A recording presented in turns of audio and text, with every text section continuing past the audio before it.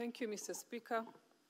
I want to start by giving my respects to the young souls who lost their lives during the recent protests that we witnessed as a country. And as a mother, it hurts to my stomach to lose our children in that manner. I want to send my condolences to the families of the ones who lost their loved ones. And I want to say it is not in vain. As a Senate, we are here reflecting and debating on the actions due to the contribution of your children. I also want to thank the CS of Health, CS Nakumicha, for waiving the hospital bills of those young people who got injured, and the President for committing to take up the funeral expenses and compensating the families, Mr. Speaker. It is also very concerning, the silence of the IG of Police, Mr. Koome. We are yet to get a comment from him on the happenings of this country in those 2 weeks that we witnessed unprecedented actions by our young people. Mr. Speaker, the country is experiencing a youth bulge. 75% of our population is people below the age of 35 years, Mr. Speaker. And that is not necessarily a bad thing, because it means that we have a large workforce that, if put into use, can give us great dividends of the economy, Mr. Speaker.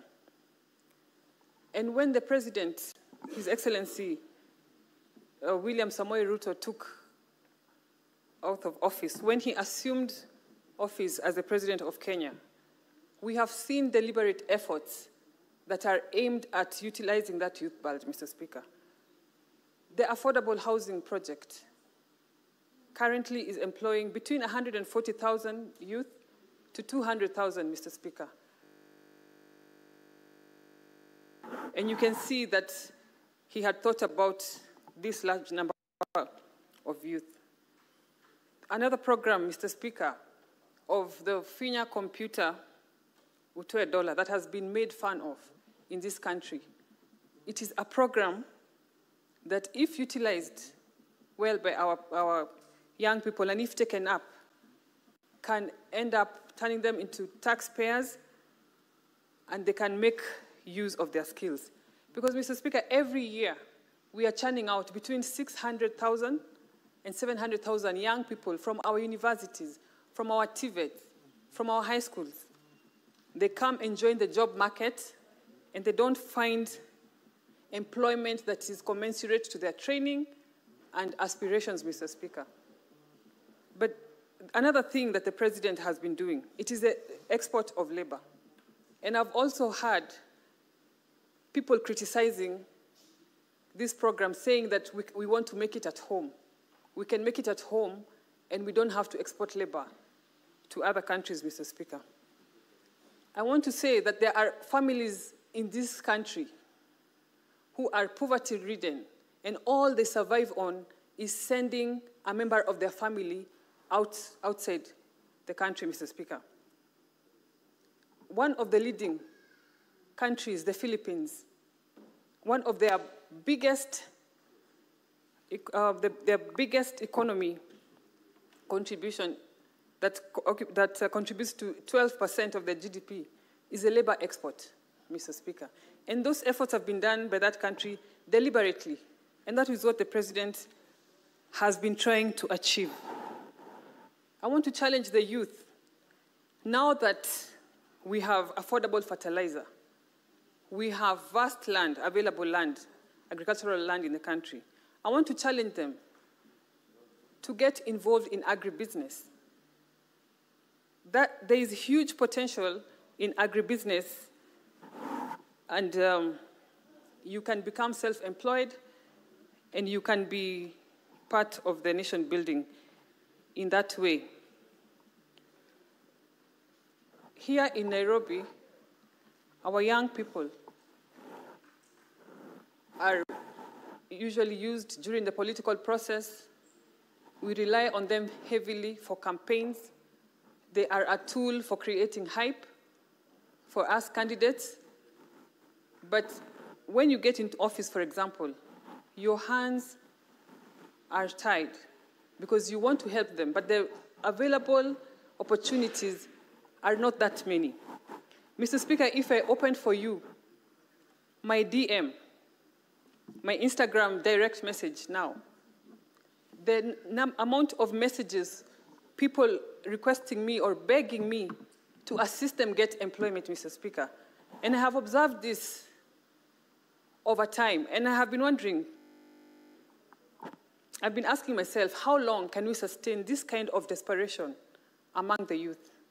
Mr. Speaker, we have an advantage of having a youth, a large youth that has energy, that has a lot of potential, it is largely educated, and it is time as a country we come up with ways for utilizing these young people, because when they are not gainfully employed, when they are not channeling their energy the right way, it is how we end up getting instability and even being exposed to political triggers that we saw last week, the last 2 weeks. Because, Mr. Speaker, even if the youth came to the streets,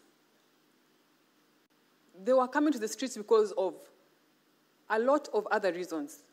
Lack of employment for them and their mothers, and a myriad of reasons that took them to the streets. Because, truth be told, the finance bill had very little to do with it. And the misinformation that was also in the streets, in the youth that took to the streets, was noticeable, Mr. Speaker. Because I saw ladies carrying placards protesting the increase of taxes on sanitary products and or diapers, Mr. Speaker, which is not the truth. Who in their right senses can dare tax sanitary towels and diapers in Kenya, Mr. Speaker?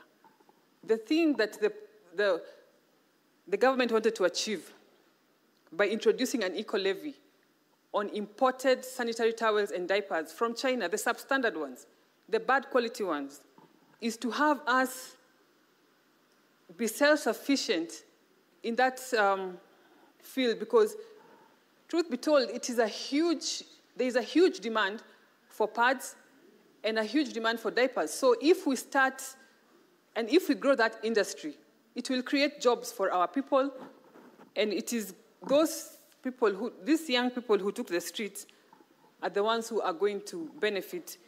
Instead of that labor going to the Chinese youth, it will end up being the Kenyan labor that we are utilizing, Mr. Speaker.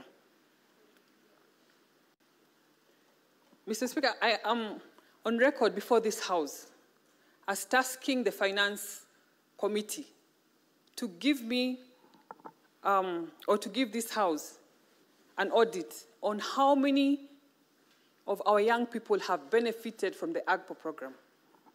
And I wanted to know, in our parastatals, in our county governments, how many youth people are getting tenders that rightfully belong to them, Mr. Speaker. And we have to interrogate these opportunities that are already available, that the youth that are not going to our young people and wrongfully going to the wrong hands, and we end up having the situation like the one we had. And on the finance bill, Mr. Speaker, I am one of those people who can swear by the President of this country, His Excellency, Dr. William Ruto. I believe that the intentions of the President were in the right place with that bill. I want to disagree with Senator Shakila, who claimed here that the President is a perpetrator of corruption.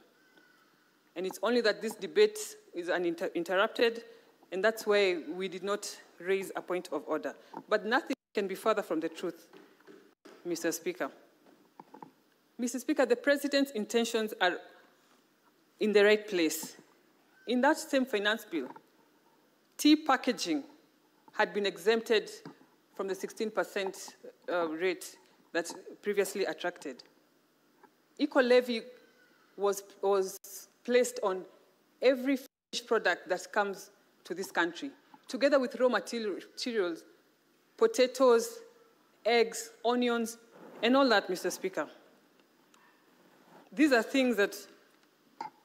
are measures that we should all support, but we all agree that the information and the communication team of the president and of the government did not disseminate this information to the ground, because I am sure if that had been done, we would have gotten more support, and the people who took advantage of our young people politically to settle political scores or aspirations could not have found that kind of number that they got from our young people, Mr. Speaker. And speaking of misinformation, I am one of those people who bore the brunt of the misinformation about the finance bill, even on social media, Mr. Speaker. I have lost in my Instagram more than 10,000 followers because I was involved in a conversation on my comment section. A lady came to my page asking me, how can you as a woman support a bill that proposes to tax sanitary towels?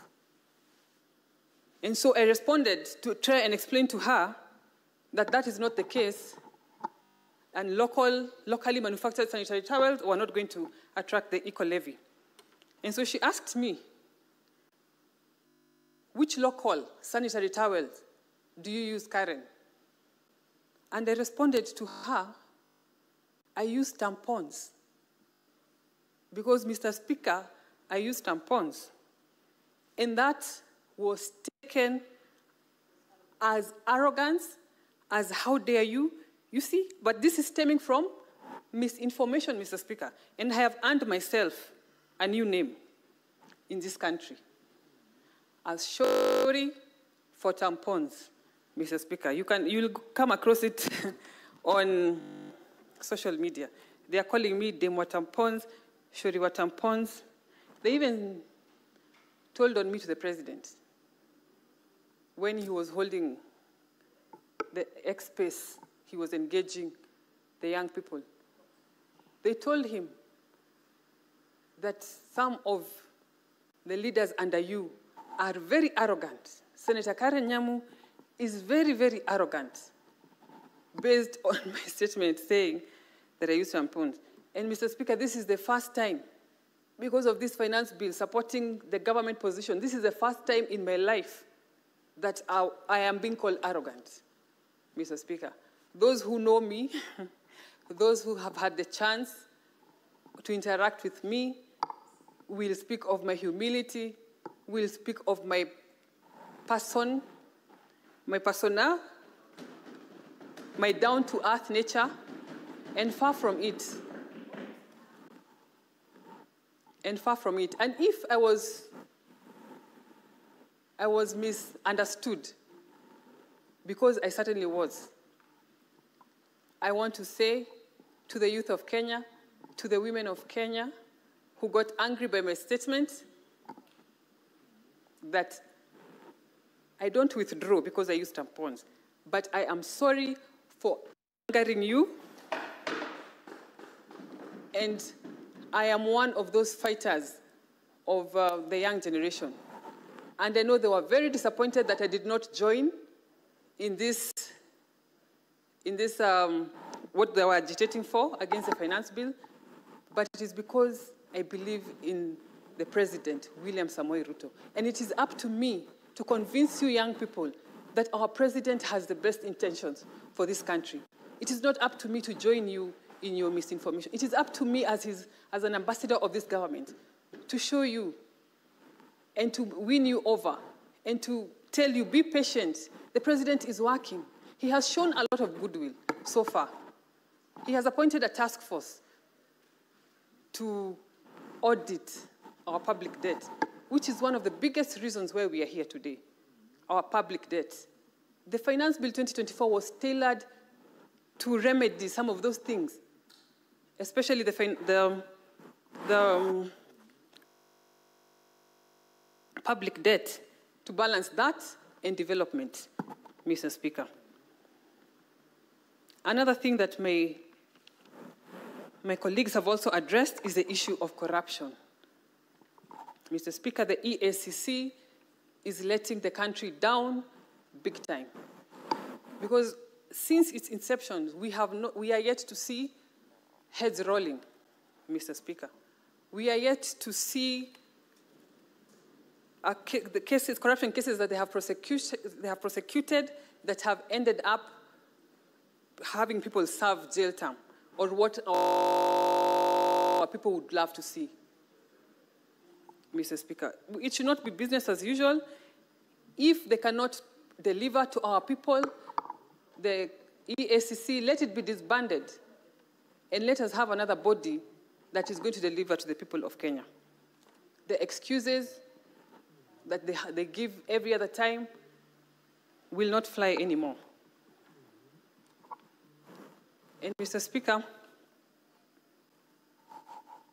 I want to talk to the young people of Kenya, and I want to tell you to take voters' cards.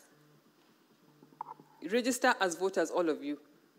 The voice that we had, your voice that we had, it will be more powerful if it is heard through the ballot box, Mr. Speaker. And I want to assure you that in 2027, you will have no better candidate. You will agree with me that you will have no better candidate than His Excellency, William Samoei Ruto. The other day he said, the measures he's taking now are akin to a cut, an examination cut. And in the fullness of time, in 5 years, he is going to sit for the exam. And on that time, when that time comes, I know you will all agree with me. So when that time comes for voters registration, I expect all of you who are in the streets to take voters' card. And with those few remarks, Mr. Speaker, I support.